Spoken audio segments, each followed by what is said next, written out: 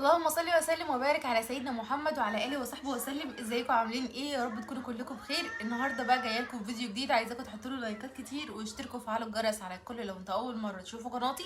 طبعا انتوا منتظرين الفيديو اللي هو ازاي هنطبق الكريم اللي انتي فرجتينا عليه، وفي ناس كتير قوي قالت لي يا امل احنا مش شايفين اسم المنتج، هو اسمه ايه بالظبط والصوره مش واضحه. دلوقتي هتنزل لكم صوره على الشاشه دلوقتي بصورته بالظبط واضحه، وانا مع اني في الفيديو اللي فات والله كنت مصوره بوضوح بس انتوا يمكن جريتوا. المهم الكريم اسمه كولاجين بديل للبروتين، كريم لتنعيم للشعر، هو بديل للبروتين اسمه كولاجين. تمام، هتلاقوا ده شكله ب 15 جنيه. هقول لكم النهارده باختصار عشان الناس اللي بتقول لي انت بترغي كتير، هقول لكم باختصار ازاي تطبقوا الكريم ده وهو بديل بروتين. بس قبل ما اقول لكم على الخطوات لازم اقول لكم حاجه مهمه جدا. الكريم ده هتقدري تطبقيه لو شعرك مش تالف من الصبغه، يعني مش متبهدل، ولا ان انت عامله له بروتين قديم وهتعملي عليه، ولا ان انت عامله حنه، علشان غلط الاتنين على بعض. ما ينفعش تكوني عامله حنه وتعملي بروتين، ولا ينفع تكوني مثلا شعرك عاملاه صبغه ومتبهدل وتالف واللي هو دايب وبتقطع ده انتوا عارفينه، وتعملي عليه الخطوات دي، ما ينفعش خالص. وكمان لو انت عامله بروتين قديم ما ينفعش تحطي ده. يعني الافضل ان انت تستني لما شعرك كله يطول، ولو عايزه تستخدميه استخدميه، لو حابه ان انت ترممي الاطراف بس يعني اسالي، علشان برضو انا ما عنديش فكره. تمام، بس هقولك على تجربتي ازاي طبقت الطريقه دي وان شاء الله تستفيدوا منها. بصوا، علشان تطبقوا بديل البروتين اللي هو الكولاجين ب 15 جنيه لازم تجيبوا كميه مناسبه لشعركم على حسب طول شعركم وكثافته. مثلا ممكن تستخدمي 3 4 اكياس او 5، عامه هو سعره 15، فالموضوع ممكن ما يعديش منك 50 65 جنيه يعني، فاهمين؟ الحاجات اللي هتستخدميها سشوار ومكوى، حاجات مهمه جدا هتفرق معاكي. السشوار مهم علشان ما حدش يقول السشوار مهم ولا مش مهم، ومهم، والمكوى مهمه. هنعمل ايه بالسشوار؟ بصي، اول حاجه احنا هنغسل شعرنا بشامبو جونسون، ودلوقتي هو مقاطعه فممكن تجيبي اي حاجه بديله لجونسون، حاجه هتدي نفس النتيجه بالظبط. اللي بيعمله ان هو بيخلي الشعر خالي من اي زيوت وخالي من اي دهون في الشعر، علشان يبقى نظيف كده، والكريم يغلف معاكي الشعرايه بكل سهوله والنتيجه تطلع معاكي مضمونه. اما بقى لو شعرك فيه زيوت ومش مغسول كويس، لا ما تطبقيش الموضوع ده الا ما تغسلي شعرك كويس، وتغسليه 3 مرات، 3 4 5 مرات لحد ما شعرك ينشف معاكي، واللي هو خلاص نشف مفيش فيه اي ماده دهنيه ولا زيوت ولا كريمات ولا فازلين ولا اي حاجه، نضف بقى زي الفل. هتروحي جايبه الكريم ده ومفضياه في علبه على حسب الكميه زي ما قلت لك، وتجيبي فرشه بتاعه اللي هي الصبغه او المشط الصغير الرفيع ده اللي احنا بنقسم بيه شعرنا، بالمشط بتاعه من قدام توزعي بيه الكريم. والتوزيع هيبقى على اساس ان انت هتقسمي شعرك كور كده 4 6 اجزاء، وتاخدي كل جزء تشتغلي عليه وتشتغلي من ورا لقدام، هيبقى اسهل ليكي. من ورا هتمسكي الكحكايه اللي انت خدتيها دي، تاخدي منها خصله، تاخدي منها خصله كده، الخصله دي تدهني عليها الكريم، تخلصي منها واهم حاجه الاطراف، تركزي على الاطراف ومن عند منبت الشعر. وبعد كده لحد ما تخلصي كل الجزء اللي انت اشتغلتي فيه وتشتغلي في اللي بعده وهكذا. اهم حاجه كل خصله بتاخديها بتغلفيها بالكريم بشكل كويس. وبعد كده لما بتدهني شعرك كله بالكريم بتسيبيه حوالي نص ساعه لحد ما يمتصوا كده. واهم خطوه يا جماعه ان انتوا بعد ما بتغسلوا شعركم ب3 4 5 مرات، انا نسيت اقول الخطوه دي، هتحطوا الكريم على شعر مندي، شعرك يكون مندي ما يكونش ناشف، مندي. وعلشان لو انت مستعجله ممكن تنشفيه بالسشوار، بعد ما بتنشفيه بالفوطه بالسشوار بقى ايه وتهوي عليه كده لحد ما يندي معاكي، وتروحوا حاطه الكريم. بعد ما نخلص من خطوه الكريم خلاص وزعنا الكريم على كل شعرنا، بنسيبه نص ساعه. وبعد كده بنروح بقى بالسشوار مستشوارين شعرنا عادي بالفرشه والسشوار، تستشوري شعرك كانك عادي بتستشوري عادي يعني. بعد ما نخلص بقى من خطوه الاستشوار بتسيبيه يرتاح نص ساعه لساعه على حسب ما انت حصل معاكي مجهود ولا تعبتي، سيبيه بس يرتاح شويه. وبعد كده بتعملي ايه؟ بتبداي بخطوه ايه؟ البيبليس اللي هو المكوى. نقسم برده الشعر نفس التقسيمه اللي احنا قسمناها واحنا بنوزع الكريم، تمام. وبتمسكي خصله خصله برده زي الخصله اللي انت مسكتيها ووزعتي عليها كريم كويس وجففتيها وبعدين استشورتيها، تمسكيها برده بنفس الرفع كده، تكون خصله رفيعه ما تكونش تقيله. تاخدي الخصله تكون رفيعه تمام علشان تديكي نتيجه كويسه وتبقى غلفتي الشعرايه شعرايه. وتروحي بقى ماسكه كده المكوه تمام، وانت بتكوي تضغطي كويس وتنزلي بالراحه، تضغطي وتنزلي بالراحه. مش كده، احنا مش بنعمل مكوه عاديه، لا انت بتغلفي الشعرايه، ودي اساسها بتضغط على الشعرايه عشان تغلف الشعرايه بالماده اللي احنا بنعملها تمام. وتنزلي بالراحه 1 2 3 4 لحد بقى معاكي ال60 عدى براحتك. اهم حاجه ان الشعرايه تتغلف بالماده اللي انت بتعملي بيها الفرد، وتحسي ان الشعرايه فروتت منك كده ونشفت واتغلفت ونعمت واتفردت وكل حاجه بقت تمام التمام تمام. اهم حاجه ان انت تضغطي كويس وتنزلي بالراحه، اهم خطوه في الموضوع، علشان كده النتيجه تبقى معاكي مضمونه. عشان انت لو مشيتي بسرعه وزهقتي فخلاص الموضوع كده ممكن في النهايه يطلع فيه كسره وما يبقاش لطيف، يعني النتيجه ما تعجبكيش زي ما انت متوقعه. فاهم حاجه تكون ايدك كده ثابته وتنزلي بالراحه، دي خطوه مهمه جدا. وكمان بعد ما بنخلص المكوه خلاص كده احنا عملنا كل شعرنا. هو بياخد منك وقت على فكره، عشان يكون عندكم علم بياخد وقت، يعني مش بعيد ياخد منك يوم كامل. حتى لو حد بيعملهولك هياخد منك وقت، لان انت بتاخدي خصله خصله، مش مجرد ان انت بتستشوري او بتكوي كده وخلاص، بياخد وقت فعلا. وبعد ما بنخلص شعرنا بالمكوه بنسيبه ساعه ساعتين وبعد كده بنغسله. هقول لكم دلوقتي اللي حصل بعد ما انا غسلته بالشامبو. انا قلت لكم ان انا كنت خدت جزء كده من ورا وعملته جربت عليه الكريم، والنتيجه فعلا كانت زي ما في الصوره كده بالظبط، وانا حلفت لكم واقسمت لكم ان هو زي ما في الصوره فعلا.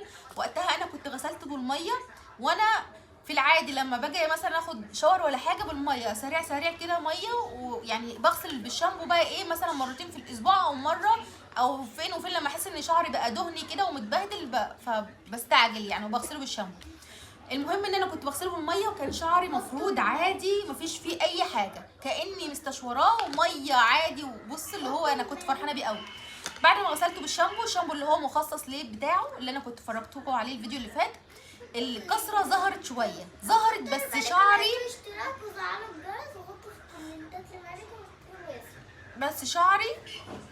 بس شعري بقى انعم، وفي كسره ظهرت بس بقى انعم واحلى من الاول صراحه.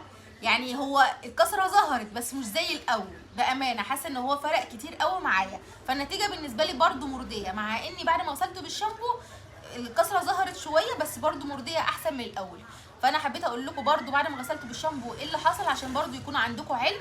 وعايزه برده اقول لكم حاجه مهمه قوي، اي بروتين اي ماده بتفردي بيها شعرك ايا كان هي ايه، حتى البروتين الاصلي لكل شعرايه ليها حاجه معينه بتفرق معاها. يعني ده ينفع مع شعر وشعر لا. شعرك لو ناعم وانت بس مجرد ان انت عايزاه يبقى زي المكوي كده ويعني طمعانه في زياده اكتر من ان شعرك ناعم، فانصحك ما تجربوش.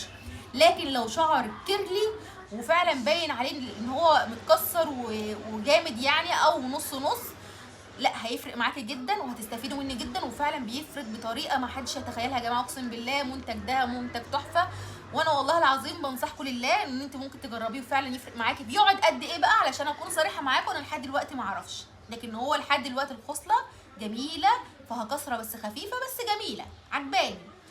المهم بقى يا جماعه الخير، عايزه اقول لكم برده الحاجه الثانيه اكتشفتها، معلش انا اسفه لو بطول عليكم.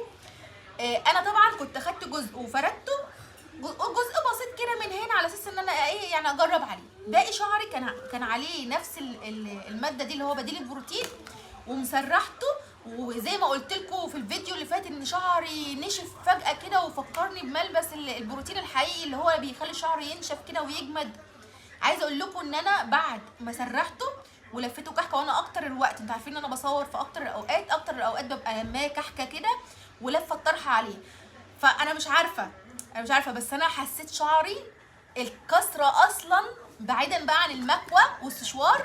لا يا جماعه قسما بعز الجلال الله وحلفاني يا حاسين على ربنا، مع ان الناس بتقول لي ما تقسميش بس انا لازم اقسم عشان انتوا مش شايفيني، بحيث ان ايه ممكن تصدقوني ان شعري الكسره اللي فيه اتفردت عن الاول من غير مكوى ولا اي حاجه، مجرد ان انا بس ايه سرحته ولميته كحكه وبنام عادي. يعني اوقات ببقى قاعده من غير الطرحه وما حسيتش بالفرق ده الا تاني يوم انا حسيت ان لا، في حاجه في شعري غريبه مش متعوده عليها. انا حاسه ان انا شعري مفرود يعني مش طبيعي. انا الكسره بتاعتي بص اللي هو ايه، تحت بعضها كده، اللي هو م- كده يعني كتيره، مش اللي هي حاجه قليله، لا في كسره كتيره قوي بس خصلته ناعمه. المهم ان لا، في حاجه غريبه في شعري، خصلتي مختلفه، في فرد، في حاجه مفروده كده، مش زي الاول. فانا اعتقد والله اعلم ان انتوا لو استخدمتوا الكريم ده مع الاستمرار هيفرق معاكم جدا وهيفرده بشكل كويس جدا. وانتظروا مني برده من وقت للتاني هقول لكم انا هستمر عليه عشان اكون صريحه معاكم.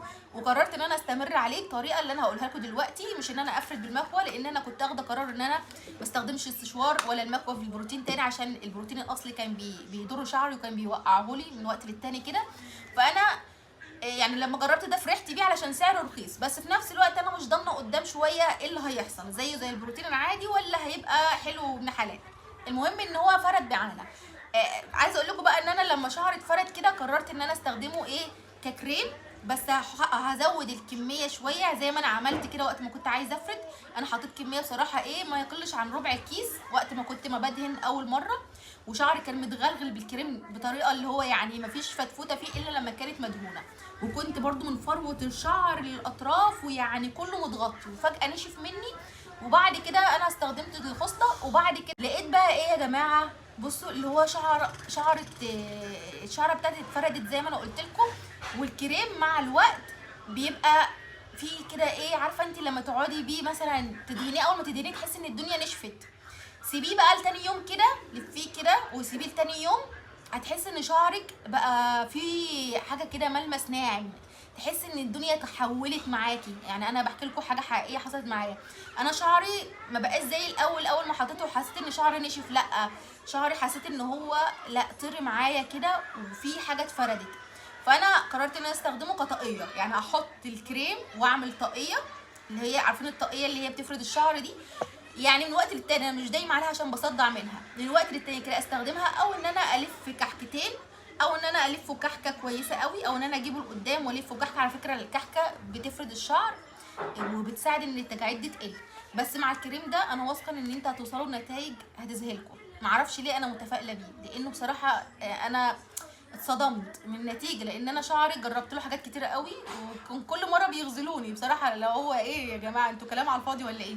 فبامانه هو 15 جنيه بس جميل جدا. فشوفوا بقى الطريقه اللي تعجبكم، يا اما انت تستخدمي ككريم وتلفي طاقيه او تعملي كحكتين وتشوفي طريقه الفرد، ومع الوقت هتلاقي شعرك اتفرد اصلا والكسره قلت مع استمرارك عليه. او انك تستخدمي الماكو سشوار وتفردي كفرد البروتين. ويعني وليكي حريه الاختيار هيقعد قد ايه بروتين كبروتين مش عارفه. انا لحد دلوقتي زي ما بقول لكم يعني انا غسلته بالشامبو الكسره ظهرت شويه، هيدوم معايا قد ايه ما عنديش اي فكره. ايه الحاجات اللي انا بستخدمها معاه؟ بستخدم الشامبوهات اللي هو من الطبيعه اللي انا فرجتكم عليها الفيديو اللي فات، هو ده اللي انا بغسل بيه. فما عنديش اي معلومه تانية، ولان في ناس مستعجله وعاوزه تشوف الخطوات وكده، فانا حبيت ان انا اعمل لكم الفيديو.